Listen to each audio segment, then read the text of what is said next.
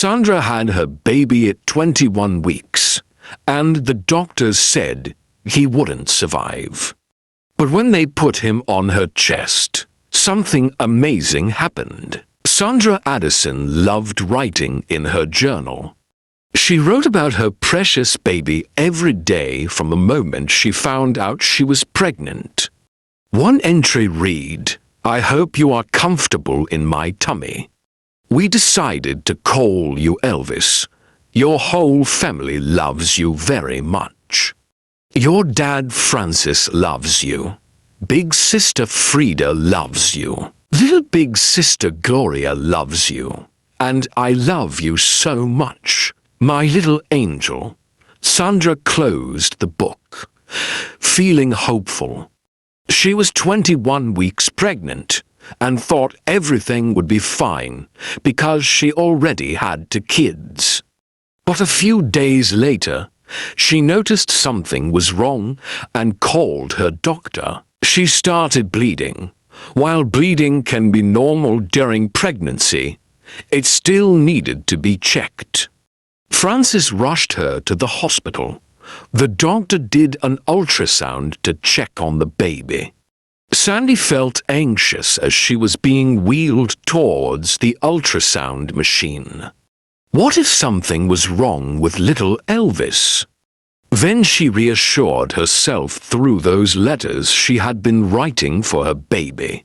She had created a bond with him. He was a part of her, and through her musings, she had already started a life with him in her mind. Naturally, he would survive. She felt a sense of relief when the doctor revealed that he was still moving and that his heart was still beating. This was such welcome news. Elvis was okay. He was still alive. Like all boys, he's just up to a little mischief. The doctor grinned. Sandy relaxed. If the doctor thought her baby would be fine, then she would trust his judgment. However, the doctor did not release her immediately. Instead, he wanted to keep her under observation. Her husband Francis arranged for their 2 daughters to spend some time with relatives while he stayed with Sandy. They talked for ages about this boy, their first son, who was due to be born sometime in the fall. It was summer now, and the due date was still several months away. Considering all the trouble he's causing, he's probably coming around Halloween, Sandy shrugged. She still felt on edge even though the doctor had assured her, and there was nothing specific she could point to. It was just a feeling, and she would sadly find out soon that a mother's instinct is seldom wrong.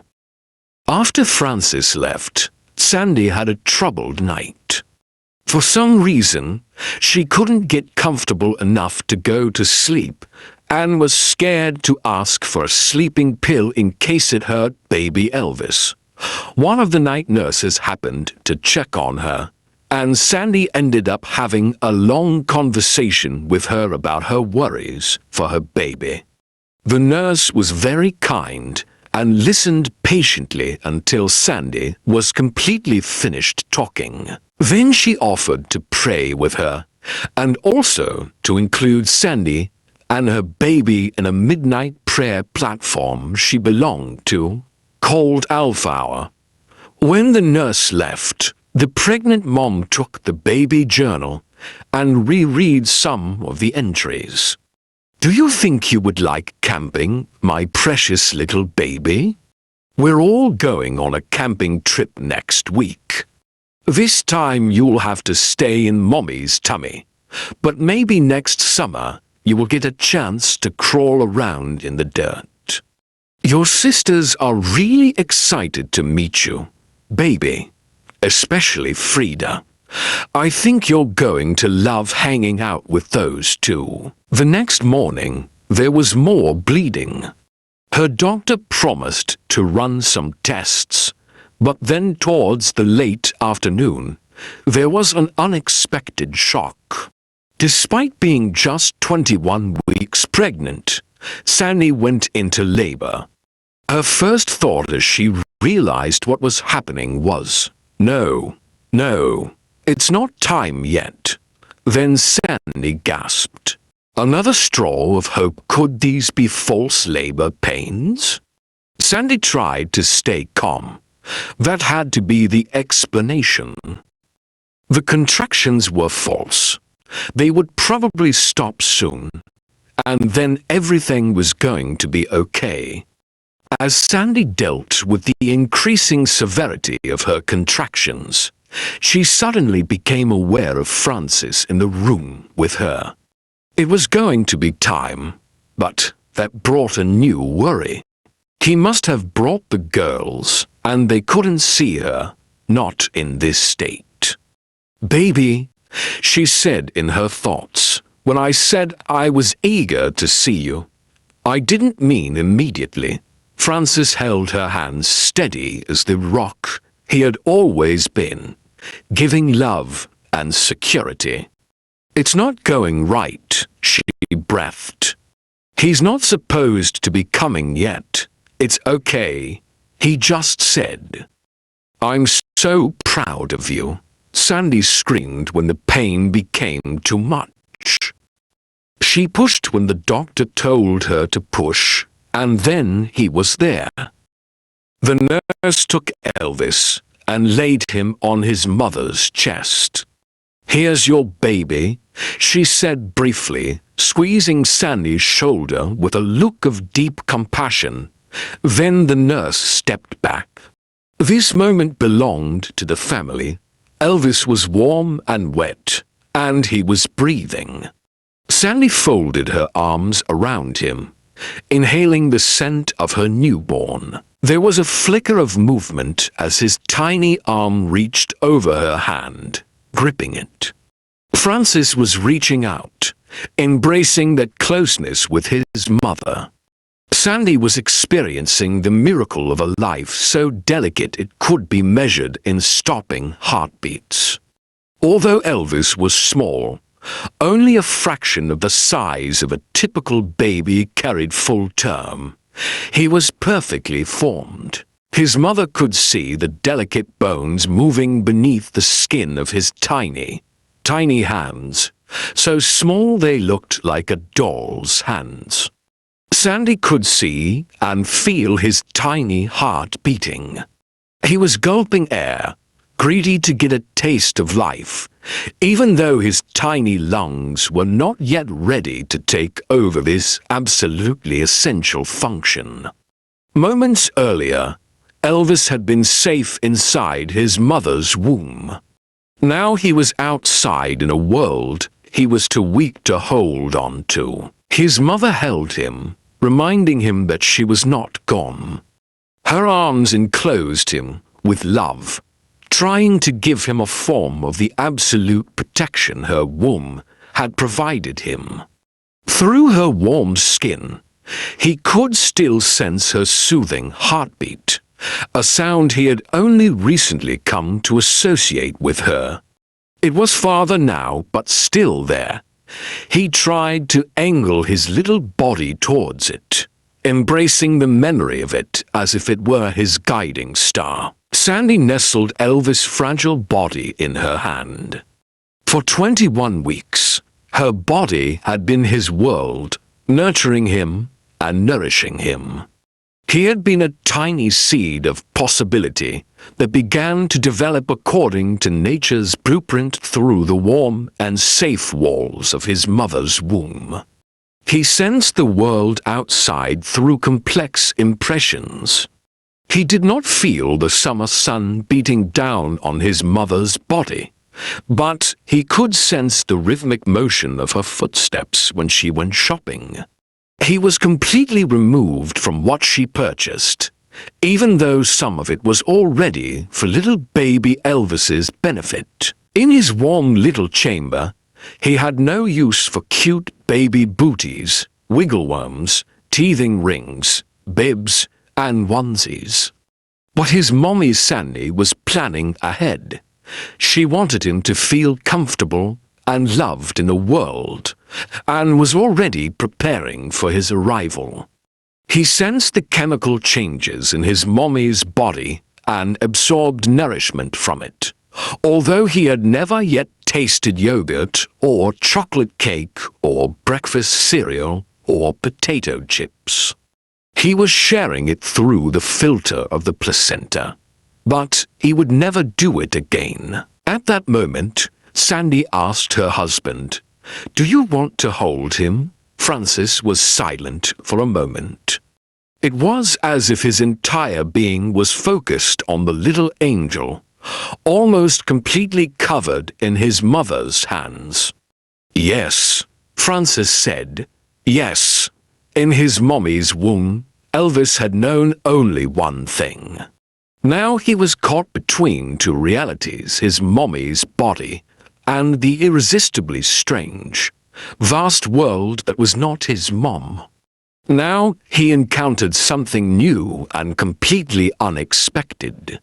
It was warm like his mom, yet its dimensions and its bone structure were entirely different. "Say hello to Daddy," Sandy said.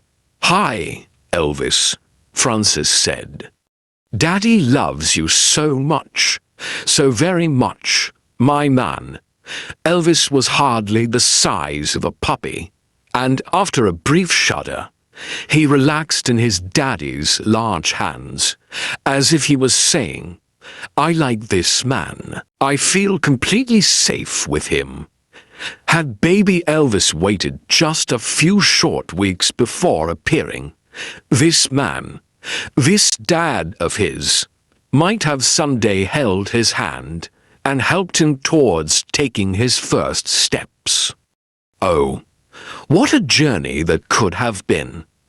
Holding Elvis carefully, Francis took a step, expanding his son's world one step at a time. Elvis leaned into his daddy's hands and into this smallest of journeys. "Mommy's still there," Francis said. "Mommy's just behind you." Elvis's eyes were closed, but his face relaxed in an expression that could almost be called wonder. "Yes, that's right," said Sandy. "Mommy's right here. Mommy loves you, Elvis. Mommy loves you, baby," Francis repeated. "Look, there's Mommy. And now I want to show you something else, baby." Still holding Elvis, Francis took another step and another. His son's world had expanded by 3 steps, 4 steps, 5 steps, and then they stood near the window. A tear blurred Francis's vision as he said, "Elvis, say hello. World." Sandy wiped her eyes. "The world greets you, Elvis." Elvis was not shivering. He was completely composed and calm. He was breathing, even though he could not see it yet. He was taking in the world in the only way he could, around, through the warmth and steadiness of his father's hands and the cadence of his mother's voice. It was as if he was absorbing their love and the essence of the world through their touch and words. Minutes turned into what felt like timeless moments. Francis and Sandy knew that their time with Elvis was limited. The doctors had not given them false hope. They had been clear about the impossibility of his survival outside the womb at such an early stage. But in those fleeting moments, time seemed to stretch, and the room was filled with a profound, almost sacred stillness. "Elvis," Sandy whispered, "you are so strong, my little one. I wish we had more time. I wish you could stay with us longer." Her tears flowed freely now, mingling with the perspiration on her face. "But know this, you are loved more than words can say. You have brought us so much joy, Even in this short time, Francis gently placed Elvis back on Sandy's chest. The baby's breathing was becoming more labored, each tiny gasp a Herculean effort for his underdeveloped lungs. Sandy held him close, her heart breaking with each breath he took. "It's okay, baby," she murmured. "It's okay to rest. Mommy's here. Daddy's here." As the minutes ticked by, Elvis's breaths became shallower. The room, once filled with the quiet hum of hospital machinery and the soft murmurs of nurses, seemed to hold its breath in reverence for the tiny life slipping away. Sandy and Francis held their son, their tears falling on his delicate skin, their voices a soothing balm in his final moments. "Thank you for being with us," Francis said softly. "Thank you for showing us how strong and beautiful life can be, even in the smallest of forms." With a final, fragile breath, Elvis's tiny body went still. Sandy felt the absence of his heartbeat against her chest, a silence that screamed louder than any sound. She clung to him, her sobs breaking the stillness, while Francis wrapped his arms around both of them, offering what comfort he could. The nurse who had prayed with Sandy earlier entered the room quietly. She placed a gentle hand on Sandy's shoulder and whispered a prayer for Elvis, for peace, for strength.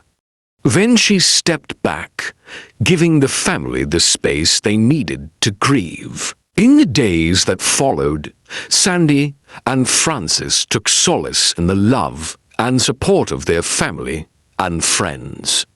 They held a small, intimate memorial for Elvis, celebrating the short but impactful life of their son.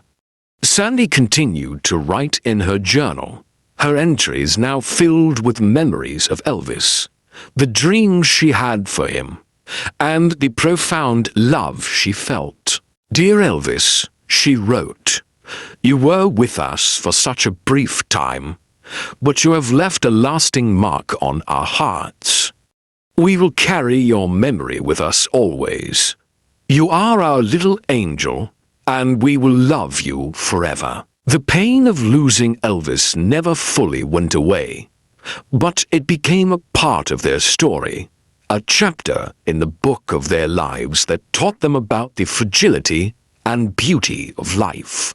Sandy and Francis found strength in each other and in their daughters, who brought laughter and light back into their home. Years later, Sandy looked back on that time with a mix of sorrow and gratitude.